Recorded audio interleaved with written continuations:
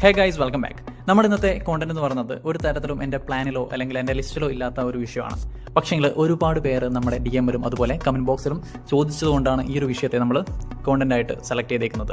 മറ്റൊന്നുമല്ല, നമ്മൾക്ക് കിട്ടുന്ന കോയിനുകൾ നമ്മൾ എങ്ങനെ സ്പെൻഡ് ചെയ്യണം, എങ്ങനെ നിങ്ങൾ പ്രോപ്പറായിട്ട് സ്പെൻഡ് ചെയ്യണം എന്നുള്ള കുറച്ച് കാര്യങ്ങളൊക്കെയാണ് ഈ ഒരു വീഡിയോയിൽ ഷെയർ ചെയ്യാൻ പോകുന്നത്. തീർച്ചയായിട്ടും നിങ്ങൾ ഈ ഫുട്ബോൾ കളിക്കുന്ന ഒരു ആളാണ് എന്നുണ്ടെങ്കിൽ യൂസ്ഫുൾ ആയിട്ടുള്ള കാര്യങ്ങൾ മാത്രമേ ഉള്ളൂ. So trust me guys, video മുഴുവനായിട്ട് കാണാൻ ശ്രമിക്കുക. വീഡിയോ ഇഷ്ടപ്പെട്ടാൽ ലൈക്ക് ചെയ്യുക, ഷെയർ ചെയ്യുക, സബ്സ്ക്രൈബ് ചെയ്യാം. നേരെ video. I'm sick of all the bad thoughts, people who are half-nots. You are not as tough as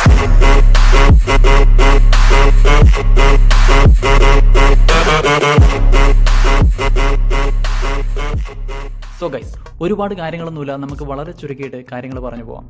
നമുക്ക് ഈ ഫുട്ബോൾ കളിക്കുന്ന യൂസേഴ്സിൽ മെയിൻലി നമുക്ക് രണ്ട് ടൈപ്പ് ഓഫ് യൂസേഴ്സ് ആണുള്ളത്.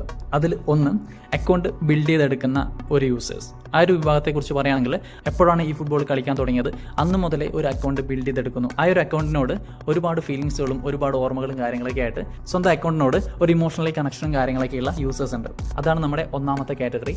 രണ്ടാമത്തെ കാറ്റഗറി എന്ന് പറയുന്നത് അക്കൗണ്ട് ബൈ ചെയ്യുന്ന യൂസേഴ്സ് ആണ്. അവർ അധികകാലം ഒരു അക്കൗണ്ട് കയ്യിൽ വെക്കത്തില്ല. അവർ നല്ല അക്കൗണ്ട് വരുമ്പോൾ കയ്യിലുള്ള അക്കൗണ്ട് സെല് ചെയ്ത് പുതിയ അക്കൗണ്ട് വാങ്ങിക്കുന്നു. അതിന് ഒരുപാട് വാട്സാപ്പ് ഗ്രൂപ്പുകളും കാര്യങ്ങളൊക്കെ അവൈലബിൾ ആണ്. സോ ഈ രണ്ട് ടൈപ്പാണ് നമ്മുടെ ഈ ഫുട്ബോളിൽ മെയിൻ ആയിട്ടുള്ള രണ്ട് യൂസേഴ്സ് എന്ന് പറയുന്നത്.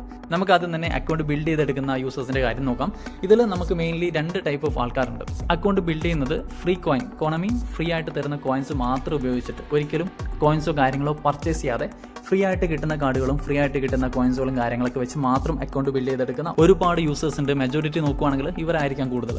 നമ്മുടെ രണ്ടാമത്തെ കാറ്റഗറി നോക്കുകയാണെങ്കിൽ ഇതിൽ കോയിൻ പർച്ചേസ് ചെയ്യുന്ന ആൾക്കാരാണ്. കോയിൻ പർച്ചേസ് ചെയ്തിട്ട് സ്വന്തം അക്കൗണ്ട് ബിൽഡ് ചെയ്തെടുക്കുന്നു. ഒരു പക്ഷേ ആ ഒരു അക്കൗണ്ടിന് ഒരു 5K റേഞ്ചോ അല്ലെങ്കിൽ ആ ഒരു റേഞ്ചും കാര്യങ്ങളൊക്കെ ഉള്ളുവെങ്കിലും ആ ഒരു അക്കൗണ്ടിന് വേണ്ടിയിട്ട് പുള്ളിക്കാരൻ അതിൻ്റെ ഡബിളോ അല്ലെങ്കിൽ അതിൻ്റെ 3 ഇരട്ടിയോ മണിയും കാര്യങ്ങളൊക്കെ സ്പെൻഡ് ചെയ്തിട്ടുണ്ടാവും. സോ ഇങ്ങനെയുള്ള ആൾക്കാരാണ് നമ്മുടെ രണ്ടാമത്തെ ടൈപ്പ്. അപ്പോൾ ഇങ്ങനെയുള്ള ആൾക്കാർ നിങ്ങളുടെ കൂട്ടത്തിലുണ്ടെങ്കിൽ ജസ്റ്റ് ഒന്ന് കം ചെയ്യുക. സോ ഇവരോട് എനിക്ക് പറയാനുള്ളത്, ഇവരെങ്ങനെ കോയിൻ സ്പെൻഡ് ചെയ്യണമെന്ന് നോക്കിക്കഴിഞ്ഞാൽ, നമുക്ക് ഫ്രീ ആയിട്ട് കിട്ടുന്ന കോയിൻ കൊണ്ട് മാത്രം അക്കൗണ്ട് ബിൽഡ് ചെയ്യുന്ന യൂസേഴ്സിന് മെയിൻലി നിങ്ങൾ ഫോക്കസ് ചെയ്യേണ്ടത് നിങ്ങളുടെ എല്ലാ പൊസിഷനിലും നല്ല രീതിയിലുള്ള പ്ലേയേഴ്സും കാര്യങ്ങളൊക്കെ നിങ്ങൾ ഫില്ല് ചെയ്യാൻ ശ്രമിക്കുക എന്നുള്ളതാണ്.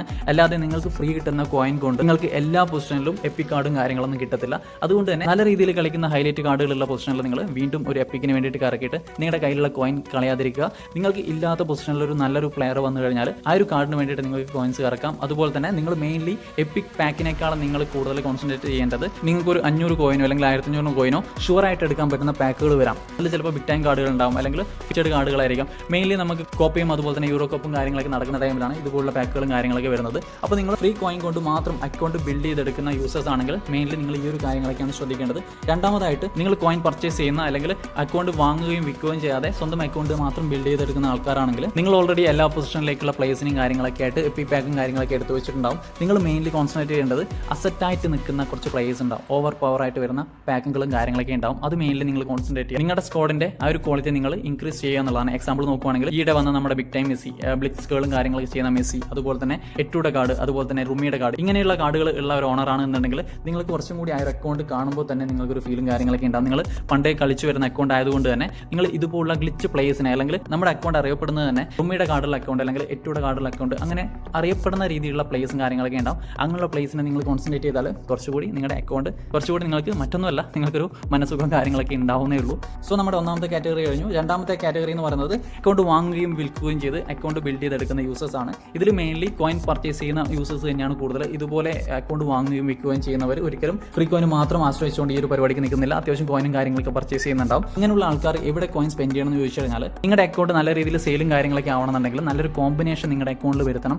എക്സാമ്പിൾ നോക്കുകയാണെങ്കിൽ നമ്മുടെ MSN പാക്ക്, അതിൽ നമ്മുടെ മെസ്സി, സുവാരസ്, അതുപോലെ തന്നെ നെയ്മർ, ഈ ഒരു കോംബോ കാര്യങ്ങളൊക്കെ നല്ല രീതിയിൽ വർക്കൗട്ട് ആവും. അതുപോലെ തന്നെ നമ്മുടെ റുമി, എട്ടു, ഇതുപോലെ രണ്ട് പ്ലേയേഴ്സ് ഗ്ലിച്ചായി നിൽക്കുന്ന രണ്ട് പ്ലേയേഴ്സുള്ള കോമ്പിനേഷൻ, അതുപോലെ തന്നെ നമ്മുടെ ഡിഫൻസിലാണെങ്കിൽ നമ്മുടെ വാൻ ഡൈക്ക്, അതുപോലെ തന്നെ കന്നവറാവോ, അതുപോലുള്ള പ്ലേയേഴ്സും കാര്യങ്ങളൊക്കെ ഒരു കോമ്പിനേഷൻ വർക്കൗട്ട് ആവുന്ന ഒരു സ്ക്വാഡും കാര്യങ്ങളൊക്കെ നിങ്ങൾ ബിൽഡ് ചെയ്യുക. അങ്ങനെയാണെങ്കിൽ കുറച്ചും കൂടി നല്ലൊരു റേറ്റ്, ആ ഒരു കോമ്പിനേഷനുള്ള റേറ്റും കാര്യങ്ങളൊക്കെ നിങ്ങൾക്ക് കിട്ടുന്നതാണ്. അതുപോലെ തന്നെ ഓവർ പവർ ആയിട്ട് വരുന്ന പ്ലേയേഴ്സിന് നിങ്ങൾ മെയിൻലി കോൺസെൻട്രേറ്റ് ചെയ്ത് കഴിഞ്ഞാൽ നിങ്ങളുടെ അക്കൗണ്ട് പെട്ടെന്ന് തന്നെ നല്ല രീതിയിലുള്ള ഒരു വാല്യൂ ഇൻക്രീസും കാര്യങ്ങളൊക്കെ ഉണ്ടാവും. അതുവഴി നിങ്ങൾക്ക് ബെറ്റർ ആയിട്ടുള്ള റേറ്റിന് ആ ഒരു അക്കൗണ്ട് കൊടുക്കാൻ പറ്റും. അതുപോലെ തന്നെ കുറച്ച് കൂടുതൽ വാല്യൂ ഉള്ള അക്കൗണ്ടും കാര്യങ്ങളൊക്കെ നിങ്ങൾക്ക് ബൈ ചെയ്യാൻ സാധിക്കും എന്നുള്ളതാണ്. ഇനി ഇതിൽ തന്നെ ഫ്രീ കോയിൻ മാത്രം യൂസ് ചെയ്യുന്ന ഇതുപോലുള്ള ബൈ ആൻഡ് സെയിൽ നടത്തുന്ന ആൾക്കാരാണെന്നുണ്ടെങ്കിൽ നിങ്ങൾ മെയിൻലി കോൺസെൻട്രേറ്റ് ചെയ്യേണ്ടത് പാക്കുകളെയാണ്. നിങ്ങൾക്ക് ഈ പറയുന്ന ഫ്രീ കോയിൻ കൊണ്ട് ഒരുപാട് എപ്പിക്കുകളും കാര്യങ്ങളൊന്നും കിട്ടാൻ പോകുന്നില്ല. അതുകൊണ്ട് തന്നെ മെയിൻലി നിങ്ങൾ പാക്കുകൾ വാങ്ങിച്ചിടുക. അങ്ങനെയുള്ള പാക്കുകൾ വരുമ്പോൾ അക്കൗണ്ടിന് കുറച്ചുകൂടി വാല്യൂ കൂടും, നിങ്ങൾ വാങ്ങിച്ചതിനേക്കാളും വാല്യൂ വരും. അതുകൊണ്ട് തന്നെ കൂടുതൽ ക്യാഷ് നിങ്ങൾക്ക് അക്കൗണ്ട് സെല് ചെയ്യാം. അതുപോലെ തന്നെ കുറച്ചുകൂടി വാല്യൂ ഉള്ള അക്കൗണ്ടുകൾ നിങ്ങൾക്ക് വാങ്ങിച്ചെടുക്കാം എന്നുള്ളതാണ്.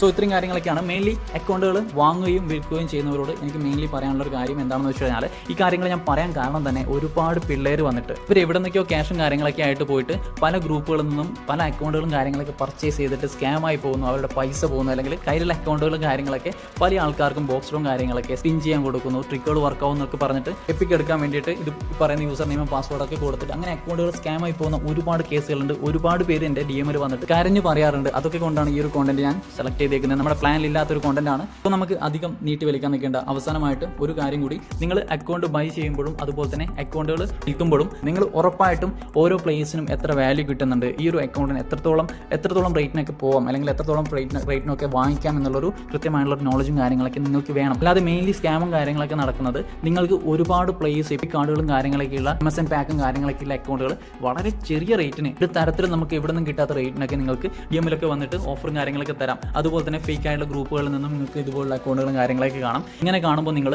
ഈ ഒരു അക്കൗണ്ടിനോടുള്ള അതിയായ ആഗ്രഹം കൊണ്ട് തന്നെ നിങ്ങൾക്ക് സ്വഭാവം നഷ്ടപ്പെടുന്നു. നിങ്ങൾ എങ്ങനെയെങ്കിലും പൈസയും കാര്യങ്ങളൊക്കെ ആയിട്ട് ഇതുപോലുള്ള കുഴികളിൽ ചെന്ന് ചാടുന്നു. അതുകൊണ്ട് തന്നെ നിങ്ങൾക്ക് കൃത്യമായിട്ടുള്ള നോളജ് വേണം. ഇന്ന കാർഡും കാര്യങ്ങളൊക്കെ ഉണ്ടെങ്കിൽ ഈ ഒരു അക്കൗണ്ട് എത്രത്തോളം പോകാം, ഒരു അക്കൗണ്ട് ഇത്രയും ചെറിയ റേറ്റിനാണ് വിൽക്കുന്നുണ്ടെങ്കിൽ ഇത് സ്കാം ആയിരിക്കാം എന്നുള്ള കാര്യങ്ങളൊക്കെ നിങ്ങൾക്ക് നല്ലൊരു ഐഡിയ വേണം. അതുപോലെ തന്നെ നിങ്ങളുടെ അക്കൗണ്ടിനും എത്രത്തോളം വേർത്താണ്, എത്രത്തോളം റേറ്റും കാര്യങ്ങൾക്ക് കിട്ടാമെന്നുള്ള കൃത്യമായുള്ള നോളജ് നിങ്ങൾക്ക് വേണം.